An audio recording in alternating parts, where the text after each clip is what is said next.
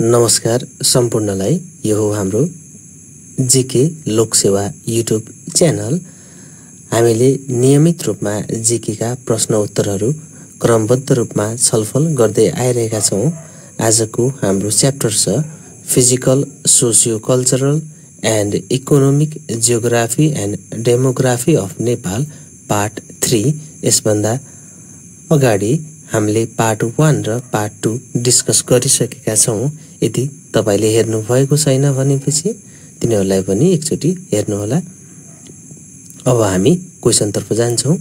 हाम्रो पहिलो क्वेशन छ what is the minimum and maximum number of wards in rural municipalities भन्छ है। हाम्रो चाहिँ गाउँपालिकामा मिनिमम र मैक्सिमम कतिवटा वडाहरू हुनुपर्छ भन्ने हाम्रो क्वेशन छ। हाम्रो option A B C D दिएको छौं। यसमध्ये हामीले उपयुक्त उत्तर चाहिँ हामीले चुज गर्नुपर्ने छ। हामीले चाहिँ अब गेस गरिसकेपछि हामी उत्तरतर्फ जान्छौं। हाम्रो यसको उत्तर छ मिनिमम 5 एन्ड मैक्सिमम 21 भन्छ। कुनै पनि गाउँपालिका हुनको लागि मिनिमम 5 वटा वडा हुनु पर्यो र मैक्सिमम 21 एउटा वडा हुनु पर्यो, 21 वडा हुनु पर्यो है। र नगरपालिकाको लागि मिनिमम 9 वटा वडा हुनु पर्यो र मैक्सिमम चाहिँ हाम्रो 35 एउटा वडाहरू हुनु पर्यो है। हामीले नर्मली इन्टु 4 ले मल्टिप्लाई गर्दा हुन्छ। हाम्रो गाउँपालिकाको लागि 5 × 4 20 हुन्छ, प्लस 1 गर्ने जस्ट 21 हुन्छ। 5 र 21 है मिनिमम एन्ड मैक्सिमम। त्यसैगरी नगरपालिकामा 9 × 4 36 हुन्छ, माइनस 1 गर्ने 35 हुन्छ। र गाउँपालिका भन्दा फेरि हामीले 5 र 21 भन्छौं भनेपछि नगरपालिका भन्दा फेरि हामीले 9 र 35 भन्ने काम गर्छौं। त्यसै गरेर हाम्रो प्रश्न नम्बर 2 छ the local government operation act 2074 was approved by President and was brought in operation from भन्छ। हाम्रो 2074 मा स्थानीय सरकार सञ्चालन ऐन आएको छ। त्यो चाहिँ कहिले चाहिँ हाम्रो अपरेसनमा आएको थियो, कुन डेटबाट चाहिँ भन्छ है। हाम्रो यसको उत्तर छ 2074 असोज 29 गते है। हाम्रो चाहिँ 2074 असोज 29 गते आएको थियो।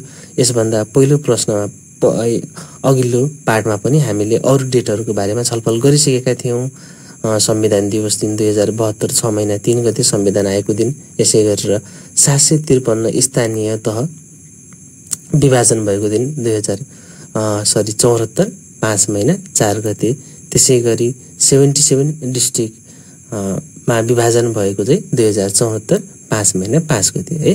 हामीहरुलाई कहिले अरु प्रश्न पनि सोध्न सक्छ 753 स्थानीय तहमा चाहिँ नेपाल कहिले चाहिँ विभाजन भएको हो भन्दा फेरि हामीले 2074 5 महिना 4 गते भन्न सक्छौं है। यसै गरेर हाम्रो क्वेशन नम्बर 3 छ according to the classification of district by local government operation act 2074 the number of districts in Terai region are भन्छ है। स्थानीय सरकार सञ्चालन ऐन अनुसार हाम्रो चाहिँ तराई जिल्लामा कति एउटा डिस्ट्रिक्टहरु चाहिँ छन् भन्छ, कतिवटा जिल्लाहरु छन् भन्छ। तराई एरियामा हामीले थाहा पाउनुपर्ने छ। अप्सन छ 21, 28, 7 एन्ड 18 छ है। अब हामीहरुको एन्सर छ 18 वटा चाहिँ हाम्रो तराईका जिल्लाहरु छन्। यसै गरेर माउन्टेन हिमाली जिल्लाहरु भन्दा फेरि हाम्रो 21 छन् है। पहाडी जिल्ला भन्दा फेरि 28 र भित्री मधेसका जिल्लाहरु भन्दा फेरि 7 है। हाम्रो यो क्वेशनले चाहिँ स्थानीय सरकार सञ्चालन ऐन अनुसार भनेको छ। यदि स्थानीय सरकार सञ्चालन ऐन अनुसार भनेको छैन भनेपछि हामीहरुले भन्न सक्छौं 21 वटा हिमाली जिल्ला, पहाडी जिल्लाहरु 35 र तराईका जिल्लाहरु पनि 21 वटा भन्न सक्छौं है। 21 35 21 भन्न सक्छौं यदि हामीहरुलाई स्थानीय सरकार सञ्चालन ऐन भनेको छैन भनेपछि। यदि हामीलाई अकॉर्डिंग टु द स्थानीय सरकार सञ्चालन ऐन भन्दा फेरि हामीहरुले चाहिँ तराईका जिल्लाहरु 18 यसरी विभाजन गर्नुपर्ने छ। त्यसै गरेर हाम्रो क्वेशन नम्बर 4 छ how many rural municipalities are there in Nepal भन्छ। नेपालमा गाउँपालिकाहरुको संख्या कति छ भनेको छ 6, 11, 276 एन्ड 460 दिएको छ। हामीहरुले गेस गर्नुपर्ने छ। हाम्रो उत्तर छ 460 वटा 460 वटा चाहिँ हाम्रो चाहिँ रुरल म्युनिसिपालिटी गाउँपालिकाहरू छन्। त्यसै गरेर नगरपालिका भन्दाखेरि 276 एउटा भन्नुपर्ने छ। यसै गरेर हाम्रो 11 वटा उपमहानगरपालिका र 6 वटा महानगरपालिका छ है। कुनै बेला चाहिँ हामीलाई नगरपालिका भन्दाखेरि त्यसमा चाहिँ उपमहानगरपालिका र महानगरपालिका दुईटैलाई जोडेर चाहिँ 293 पनि भन्न सकिएको हुन्छ। त्यही भएर हामीले त्यसलाई पनि विचार गर्नुपर्ने छ है। तीनटैले जोडेर नगरपालिकाको संख्या पनि हुन सक्छ है। कहिलेकाहीँ अब यसरी नछुट्याएर नगरपालिकाको संख्या कति छ भन्दाखेरि 276 + 11 + 6 लाई जोडेर पनि हामी चाहिँ नगरपालिकामा राख्न सकेको हुन सक्छ है। त्यसै गरेर हाम्रो क्वेशन नम्बर 5 छ which district has most number of local level भन्छ। सबैभन्दा बढी स्थानीय तह भएको हाम्रो जिल्ला कुन हो भन्छ है। हाम्रो स्थानीय तह भएको जिल्ला छ हाम्रो सर्लाही, जसमा म्युनिसिपालिटिजहरु हाम्रो 11 वटा छन् भनेपछि गाउँपालिकाहरू 9 वटा छन् है। सर्लाहीमा सरलक्क पारेर धेरै हाम्रो लोकल लेभलहरु गएको छन् भन्छ र सबैभन्दा कम भएको रुकुम हो। लास्टमा अन्तिममा आएको जिल्ला पनि रुकुम हो। त्यही भएर रुकुममा ओन्ली 3 रुरल म्युनिसिपालिटिजहरु छन् है। यो विचार गर्नु होला। धेरै पटक सोधेको प्रश्न पनि छ। त्यसै गरेर हाम्रो क्वेशन नम्बर 6 छ which district has most number of municipalities भन्छ है। सबैभन्दा धेरै नगरपालिका भएको जिल्ला कुन हो भन्छ है। हाम्रो अप्सन छ सर्लाही, रुकुम, रौतहट, चितवन छ। हाम्रो उत्तर हुन्छ रौतहट। रौतहटमा 20 वटा नगरपालिकाहरू रहेका छन्। त्यसै गरेर हाम्रो चितवनमा एउटा मात्रै हाम्रो गाउँपालिका भएको चाहिँ जिल्ला भनेको चाहिँ हाम्रो चितवन हो।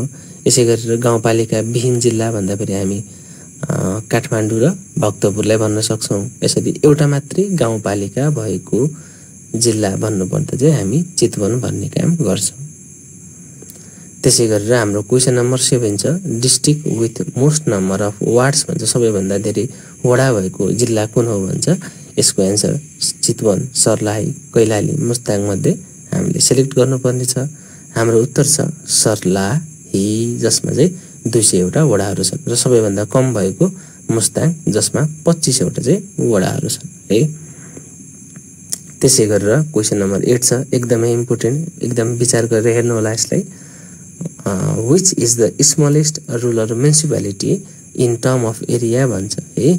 अनि एरियाको आधारमा चाहिँ सबैभन्दा सानो चाहिँ गाउँपालिका कुन हो भन्छ। नामखा, परवानीपुर, सिद्धगंगा, भक्तपुर मध्ये हामीहरूले थाहा पाउनु पर्ने छ। स्मलेस्ट भनेको चाहिँ हाम्रो परवानीपुर बारा, जो चाहिँ हाम्रो स्मलेस्ट रुरल म्युनिसिपालिटी हो। यसै गरेर हामीलाई लार्जेस्ट रुरल म्युनिसिपालिटी सोध्दाखेरि हामी नामखा भन्न सक्छौं।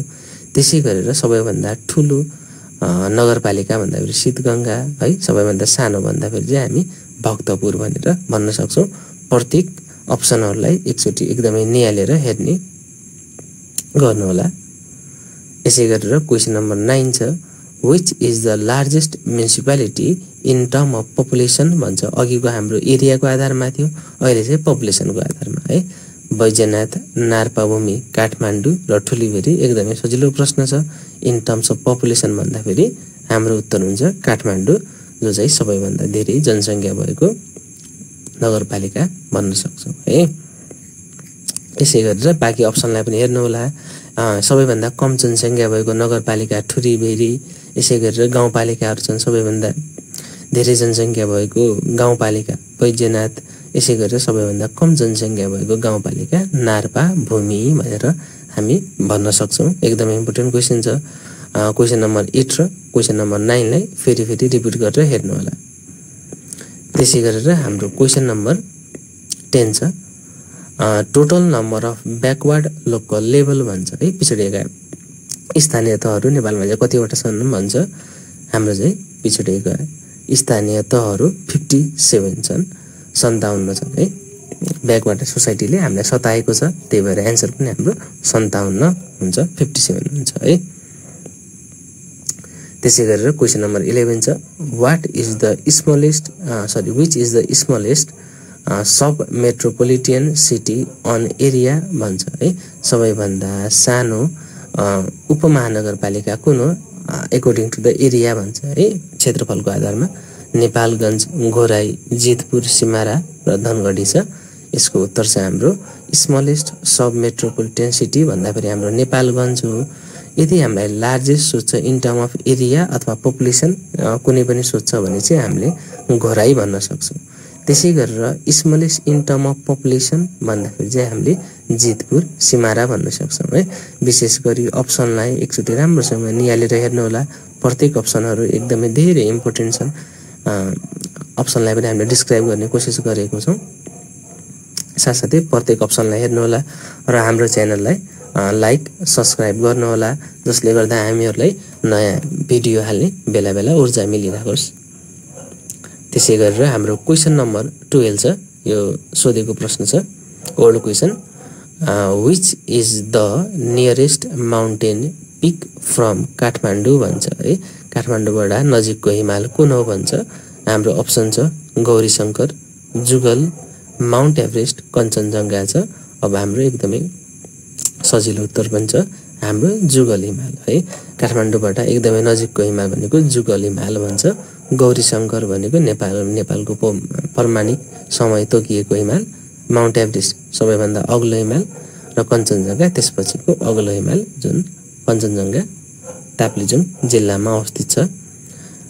त्यसै गरेर अब हाम्रो भन्छौँ अर्को question, question number 13। Which is the nearest sea distance, what is the nearest sea distance from Nepal भन्छौँ है। नेपालबाट नजिकको सी कुन छ, समुद्र कुन कति टाढा छ भन्छौँ है। हाम्रो यसको एन्सर छ 1127 है। 1127 किलोमिटर चाहिँ नेपालबाट समुद्रको डिस्टेन्स छ भन्ने काम गर्छौँ। सजिलो प्रश्न छ। Question number 14। What is the total length of international boundaries in boundary line of Nepal भन्छौँ। नेपालको हाम्रो इन्टरनेसनल बााउन्ड्री लाइन चाहिँ कति किलोमिटर छ भन्छौँ है। हाम्रो टोटल हो, टोटल चाहिँ 2926 किलोमिटर हो है। नेपालको वरिपरिको बााउन्ड्री भन्न खोजेको, वरिपरिको बााउन्ड्री जसले इन्डिया र चाइनालाई टच गरेको छ है, जुन बााउन्ड्रीले, त्यसलाई भन्न सक्छौँ 2926 किलोमिटर छ। र हाम्रो चाहिँ 2926 चाहिँ चाइनालाई पनि छोएको छ र इन्डियालाई पनि छोएको छ। चाइनालाई छोएको भनेको 1236 किलोमिटर, 1236 किलोमिटर। त्यसै गरेर इन्डियालाई छोएको चाहिँ 1690 किलोमिटर चाहिँ छोएको छ है बााउन्ड्रीले। हाम्रो तीनतिर इन्डिया र एकतिर चाइना छ। चाइनालाई छोएको टोटल किलोमिटर लेन्थ हाम्रो इन्टरनेसनल बााउन्ड्रीले छोएको भनेको 1236 छ है। यसरी याद गर्नुहोला। यसै गरेर क्वेसन नम्बर 15 छ। The time of Nepal is भन्छौँ है। यो क्वेसन पनि सोधेको प्रश्न छ। राम्रोसँग ध्यान दिएर हेर्नुहोला र विभिन्न अप्सनहरू दिएको छ। एकदमै सजिलो प्रश्न छ। सिधै म उत्तरतर्फ जान्छु र हाम्रो उत्तर छ 5 घण्टा 45 फास्टर देन द GMT भन्छ है, ग्रिन मिन टाइम भन्छ। यसलाई हेर्नुहोला 5 घण्टा 45 मिनट फास्टर छ है। यता क्वेसन नम्बर डीमा स्लोर भनेको छ, स्लोर भन्दैन फास्टर छ है। यसलाई हामी विचार गर्नुहोला। त्यसै गरेर हाम्रो अन्तिम प्रश्न छ। Which district of Nepal has trace of volcano भन्छ है। भोल्क्यानोको हाम्रो निशान भएको चाहिँ कुन जिल्ला छ भन्छ। हाम्रो अप्सनहरू छ दार्चुला, धादिङ, दैलेख, डोल्पा छ र यसको उत्तर छ हाम्रो दैलेख छ। धन्यवाद हामीलाई अहिलेसम्म सुनेर साथ दिनुभयो। हाम्रो यस युट्युब च्यानललाई लाइक र सब्सक्राइब गरिदिनु होला। हस्त धन्यवाद।